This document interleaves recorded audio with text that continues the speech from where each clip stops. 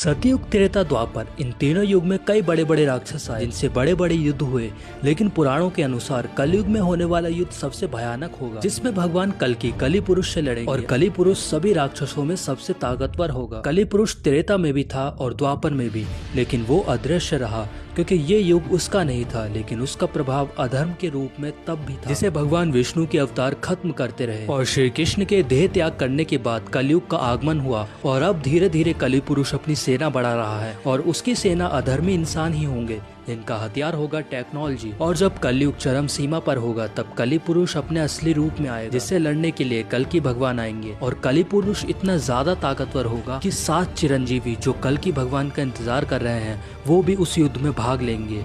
तेलंगाना के नलगोंडा जिले में स्थित एक छाया सोमेश्वर नाम का मंदिर है जो तकरीबन 800 साल पुराना बताया जाता है। और इस मंदिर में एक अजीब रहस्यमय चीज होती है। मंदिर के गर्भगृह में मौजूद शिवलिंग पर एक पिलर की छाया पड़ती है, लेकिन हैरानी की बात यह है कि सामने कोई पिलर है ही नहीं, तो उसकी छाया कैसे पड़ेगी। काफी समय से लोग इसका रहस्य सुलझाने में लगे हुए थे कि ये कैसे पॉसिबल है। और अब कुछ रिसर्च में पता लगा है कि ये परछाई गर्भगृह के पास बने अलग अलग पिलर्स का रिफ्लेक्शन है जो एक ही जगह पर पड़ रही है। मंदिर को इतनी आधुनिक तरीके से बनाया गया है कि ये परछाई इसकी जटिल वास्तुकला और साइंटिफिक कैलकुलेशन का परिणाम है।